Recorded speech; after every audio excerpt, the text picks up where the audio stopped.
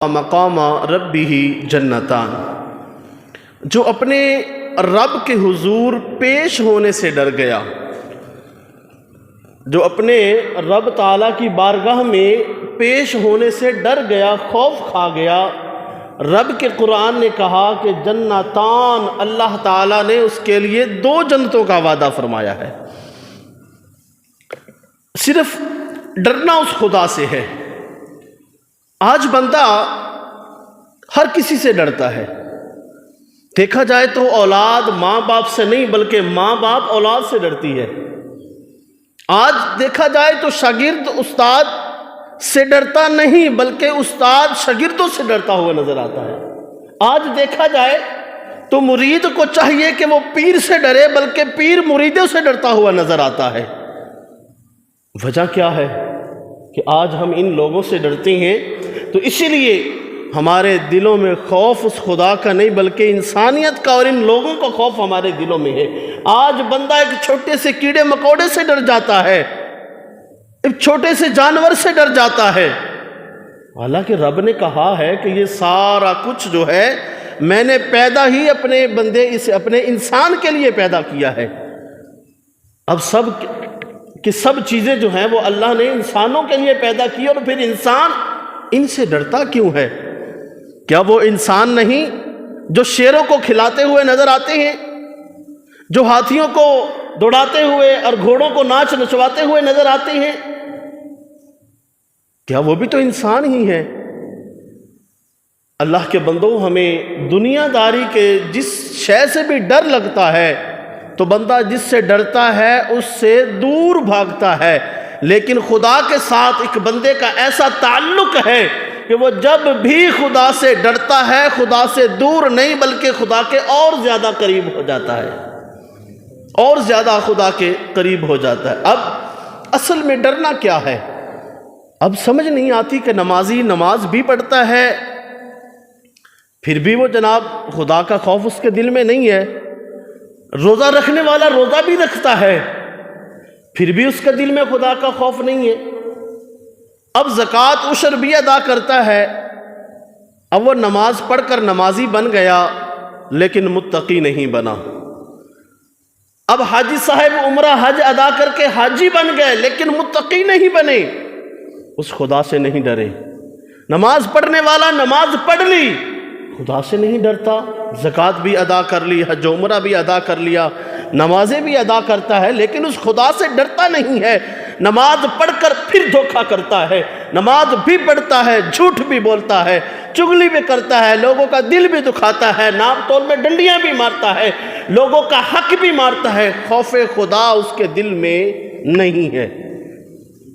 نمازی بندہ بن سکتا ہے، حاجی بن سکتا ہے، زکوٰۃ ادا کر کے چودھری یا فلاں بن سکتا ہے، لیکن ہمیں بننا ہے متقی، جس کے دل میں اللہ کا ڈر ہو، خوف ہو۔ قرآن ہمیں بتاتا ہے، ہم بارہا دفعہ سنتے ہیں، الا ان اولیاء اللہ لا خوف علیہم ولا هم یحزنون الذین آمنوا وکانوا یتقون۔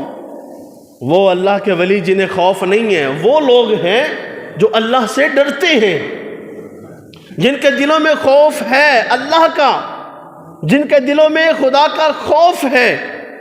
آج بندہ دیکھے کہ خدا سے ڈرتا نہیں، نماز پڑھتا ہے پھر وہ نماز میں چاشنی نہیں، وجہ یہ ہے کہ بندہ اس خدا سے ڈرتا نہیں ہے۔ اب ہر بندہ واقف ہے اس بات سے کہ ہم نے مرنا ہے۔ ہر دوسری بات جب انسان کرتا ہے، اب جھوٹا بندہ ہے، جھوٹا تو وہ جھوٹ بولتا ہے تو وہ بھی یہ بات اقرار کرتا ہے کہ میں نے خدا کو جان دینی ہے، وہ بھی کہتا ہے کہ میں نے مرنا نہیں۔ اب اس بات کا اقراری تو وہ بھی بندہ ہے جو جھوٹ بولتا ہے۔ ہر دوسری بات پر ہر انسان یہ کہتا ہے میں نے مرنا نہیں، اللہ کی راہ میں جانا نہیں، رب دیکھ رہا ہے، میں جو کر رہا ہوں مجھے خدا دیکھ رہا ہے، قیامت میں میں نے اپنے ان کاموں کا، ان اعمال کا، ان باتوں کا میں نے جواب دینا ہے۔ ہر بندہ کہتا ہے لیکن کہتا ہی ہے، وہ کرتا نہیں ہے۔ حضرت سری سکتی رحمۃ اللہ تعالی علیہ، آپ جب اپنے پیر و مرشد کے مرید ہو گئے تو آپ عرض کرتے ہیں، اے میرے پیر و مرشد مجھے کوئی وظیفہ بتائیں۔ میرے لیے وظیفہ کیا ہے، میں نے وظیفہ ادا کیا کرنا ہے؟ تو قربان جاؤں، آپ فرماتے ہیں کہ وظیفہ زبان سے تو کچھ ادا نہیں کرنا، لیکن اس بات کا اقرار دل سے ہونا چاہیے۔ وہ وظیفہ کیا ہے؟ آپ فرماتے ہیں کہ بس اس بات کا تو نے دل میں یہ پکا عہد رکھنا ہے اور اس بات کو جاننا ہے، محسوس کرنا ہے کہ میرا خدا میرے ساتھ ہے اور میرے ہر عمل کو وہ دیکھ رہا ہے۔ زبان سے اس کو نہیں بولنا، زبان سے یہ رٹ نہیں لگانی کہ خدا دیکھ رہا ہے، خدا میرے ساتھ ہے، خدا میرے ساتھ ہے، خدا دیکھ رہا ہے۔ زبان سے نہیں، بلکہ ہر لمحہ اس بات کو محسوس کرنا ہے کہ خدا دیکھ رہا ہے، خدا میرے ساتھ ہے۔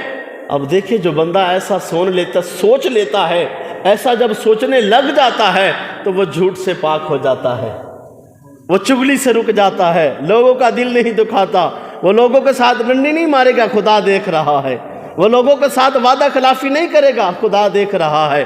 وہ لوگوں کے دی ہوئی امانتوں میں خیانت نہیں کرے گا، خدا دیکھ رہا ہے۔ وہ کسی کا حق نہیں رکھے گا، خدا دیکھ رہا ہے۔ وہ جب بولے گا تو اچھا بولے گا، خدا دیکھ رہا ہے۔ جب وہ سنے گا تو اچھا سنے گا، کیوں؟ کیونکہ خدا دیکھ رہا ہے۔ صرف بولنے سے نہیں، اس بات کو امیجن کرے، محسوس کرے، سمجھے کہ ہر لمحہ وہ خدا ہمیں دیکھ رہا ہے۔ اور آج ہم جو کر رہے ہیں، جو بول رہے ہیں، جو کہہ رہے ہیں، ان ساری چیزوں کا، باتوں کا، کاموں کا، ہر شے کا ہمیں حساب اللہ کے پاک بارگاہ میں جا کے دینا ہے۔ اب بندہ نمازی ہے، نماز پڑھے، متقی نہیں، روزہ رکھنے والا روزہ رکھے، متقی نہیں۔ حضرت عبداللہ بن عمر رضی اللہ تعالی عنہ، آپ فرماتے ہیں کہ میں کسی کام سے جانے لگا تو میں نے اپنے ساتھ کچھ کھجوریں اور کچھ راشن پانی وغیرہ، کچھ کھانے کا ساز و سامان لے لیا اور میں اپنے سفر کی طرف چل پڑا۔ راستے میں ایک صحرا کسی جگہ سی، صحرا جیسی، تو وہاں پہ میں رک گیا۔ دوپہر کا وقت ہو چلا تھا، میں نے سوچا کہ تھوڑی دیر بیٹھ کے لیے آرام بھی ہو جائے گا اور میں کچھ کھانا پینا بھی کھا لوں گا، حالانکہ رمضان کا مہینہ نہیں ہے۔ تو آپ فرماتی ہیں کہ میں وہاں بیٹھ گیا کچھ کھانے کے لیے، تو ایک چرواہا بکریاں چرواتا ہوا آیا۔ اور آج بھی بندہ جب کھانا کھا رہا ہو تو آنے والے کو کہتا ہے آجا ابھی میرے ساتھ مل کے بیٹھ کے کھانا کھا لے، ہم سلو مار لیتے ہیں۔ وہ آیا، وہ کہتا ہے کہ جناب جزاک اللہ، اللہ آپ کو زیادہ دے، میں آپ کے ساتھ کھانا نہیں کھا سکتا۔ تو حضرت عبداللہ ابن عمر رضی اللہ تعالیٰ عنہ کہتے ہیں میں نے دوبارہ اس کو کہا بھی آجو میرے ساتھ کھانا کھا لو۔ وہ کہتا ہے جی جناب بہت شکریہ آپ کا، میں کھانا نہیں کھاتا۔ اب تیسری بار آپ نے اصرار کیا، اللہ کے نیک بندے تھے، اور آج کل تو لوگ صرف زبانی کہتے ہیں، دل میں یہی خیال ہوتا ہے کوئی نہ آئے تو چنگی بات ہے، بس زبان سے کہہ دوں، لیکن دل میں خیال یہی ہوتا ہے کہ نہ ہی آئے تو اچھی بات ہے۔ وہ لوگ سچے تھے، دین پر ایمان بھی ان کا پختہ تھا، ان کو پتا تھا کہ کھانا تھوڑا بھی ہو، جب مل بانٹ کر کھایا جاتا ہے تو اللہ اس میں برکتیں نازل کرتا ہے۔ آج ہم کسی کو صلح کرتے ہیں تو وہ صرف زبان سے ہوتی ہے، دل میں خیال یہی ہوتا ہے کہ نہ ہی آئے تو اچھی بات ہے۔ تو حضرت عبداللہ بن عمر رضی اللہ تعالیٰ عنہ نے تیسری بار اصرار کیا، بھائی یار میں اتنی محبت سے تجھے کہہ رہا ہوں کہ میرے ساتھ دو نوالے کھانا کھا لے۔ وہ کہتا ہے کہ جناب آپ کا بہت شکریہ، جزاک اللہ، لیکن میں روزے سے ہوں، میں روزے دار ہوں، میں اس لیے کھانا نہیں کھا سکتا۔ حضرت عبداللہ ابن عمر رضی اللہ عنہ کہتے ہیں کہ یہ رمضان کا مہینہ بھی نہیں، پھر ایک مزدور بندہ ہے، بکریاں چرا رہا ہے، سارا دن اس نے دھوپ میں گزارنی ہے، سارا دن اس نے ادھر ادھر گھومنا ہے، اس کو پیاس بھی لگنی ہے، اس نے کھانا بھی کھانا ہے، لیکن اس حال میں بھی یہ روزہ رکھ رہا ہے۔ آپ فرماتے کہ میں دیکھوں تو صحیح، یہ صرف روزے دار ہے یا متقی بھی ہے، صرف روزہ ہی رکھ کے پھرتا ہے یا اللہ سے ڈرتا بھی ہے۔ چنانچہ آپ اس کے پیچھے گئے اور کہا کہ صاحب یہ ایک بکری مجھے بیچ دو۔ ایک بکری کو ہاتھ پھیرا اور کہا کہ یہ بکری ایک مجھے بیچ دو۔ وہ کہنے لگا نوجوان کہ جناب میں تو کسی کے ہاں، وہ فلاں شخص کے ہاں نوکری پر ہوں، میں تو اس کا غلام ہوں، یہ بکریاں میری نہیں ہیں، میں تو صرف ان کو چرانے کے لیے لے کے آیا ہوں، یہ میرے آقا کی بکریاں ہیں۔ اچھا یار، حضرت عبداللہ ابن عمر رضی اللہ تعالیٰ اس کا امتحان لے رہے تھے نا کہ یہ صرف روزہ رکھ کے پھرتا ہے یا اللہ سے ڈرتا بھی ہے۔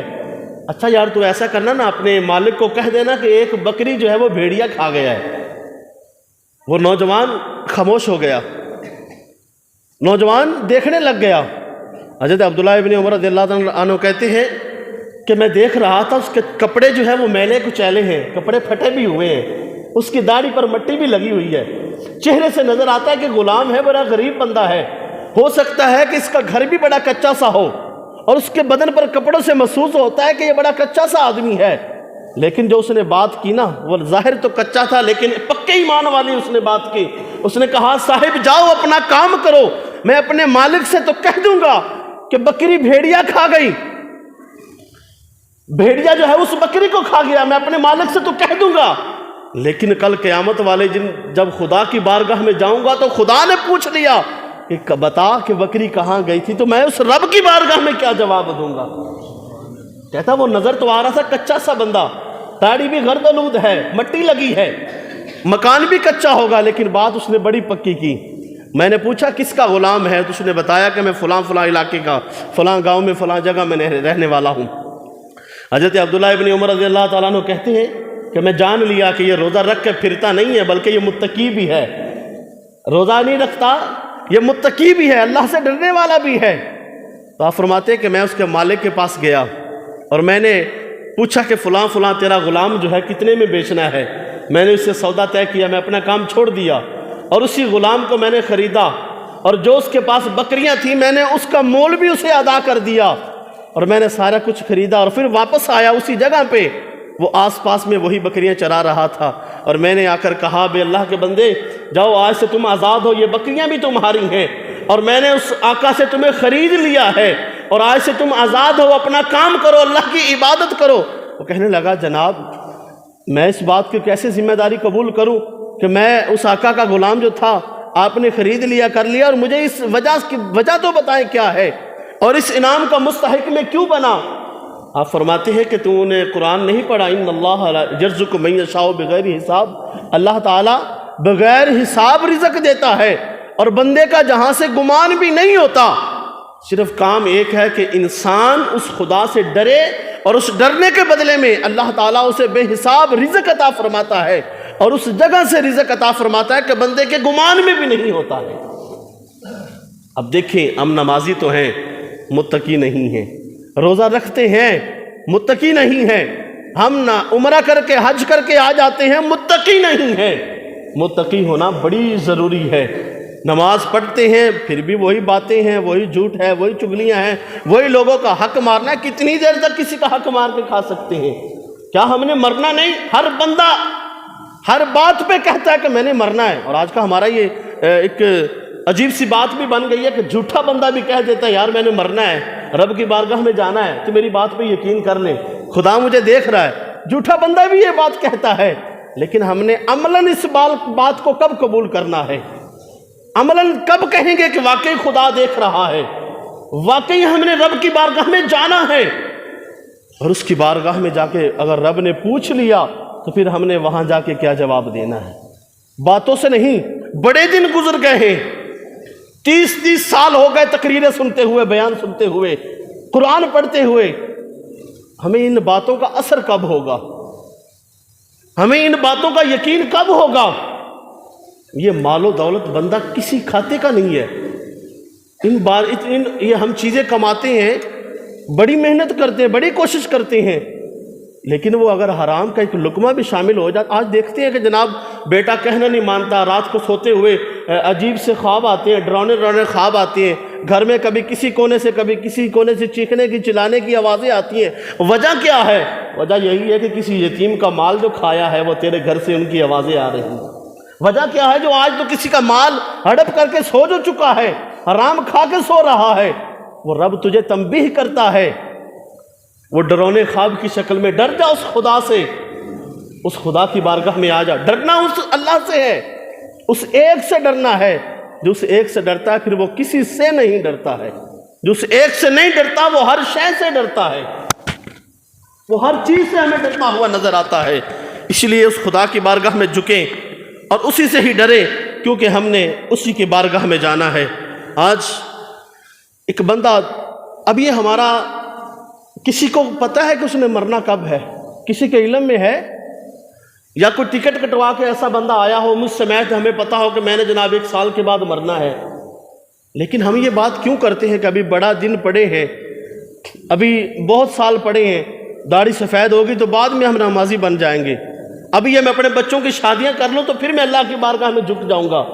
پھر ہم ایسی باتیں کیوں کرتی ہیں کہ جس بندے نے عمرے کے لیے جانا ہو تو وہ ٹکٹ کب کٹواتا ہے؟